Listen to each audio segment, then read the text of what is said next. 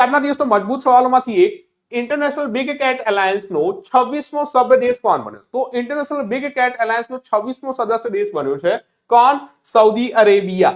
અચ્છા देखो international big cat Allianz में હવે ટોટલ મેમ્બર કેટલા થઈ જશે? 26 મેમ્બર થઈ જશે, જેમાં 5 ઓબ્ઝર્વર કન્ટ્રી છે. ઓકે, સઉદી અરબ 26મો મેમ્બર બનશે. સાથે સાથે જે ભારત છે પહેલી વખત ઇન્ટરનેશનલ બિગ કેટ એલાયન્સ ની બેઠકને હોસ્ટ કરશે. ક્યારે? જૂનમાં હોસ્ટ કરશે, 2 જૂનના રોજ. ક્યાં આગળ? નવી દિલ્હીમાં. જેની થીમ છે સેવ બિગ કેટ્સ સેવ હ્યુમેનિટી. થીમ યાદ રાખજો. સાથે સાથે इंटरनेशनल बिग कैट एलायंस ना पहला अध्यक्ष पूछी ले तो भी जे भारतना पर्यावरण मंत्री है भूपेन्द्र यादव साहब सवाल चेंज कर दे छे. इंटरनेशनल बिग कैट एलायंस ની સ્થાપના ક્યારે થયેલી? તો इंटरनेशनल बिग कैट एलायंस ની સ્થાપના થયેલી પ્રોજેક્ટ टाइगर ના જ્યારે 50 વર્ષ કમ્પ્લીટ થયેલા 2023 માં એપ્રિલ 2023 માં મોદી સાહેબ દ્વારા इंटरनेशनल बिग कैट एलायंस ની સ્થાપના કરવામાં આવી હતી.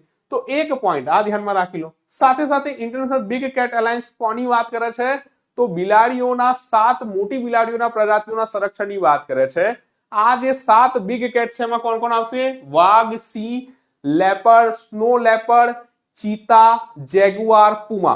અગેન વાઘ, સિંહ, leopard, snow leopard, cheetah, jaguar, puma. તો બી આ 7 બિગ કેટ્સની વાત કરે છે. સાથે સાથે पर्यावरण मंत्री भूपेन्द्र यादव साहेबे कीधुं હતું કે ભાઈ ભારતમાં ટોટલ કેટલા બિગ કેટ્સ છે? तो 3682. આ નંબર યાદ રાખજો, 3682. ડન છે. તો આની થીમ યાદ રાખી લેજો.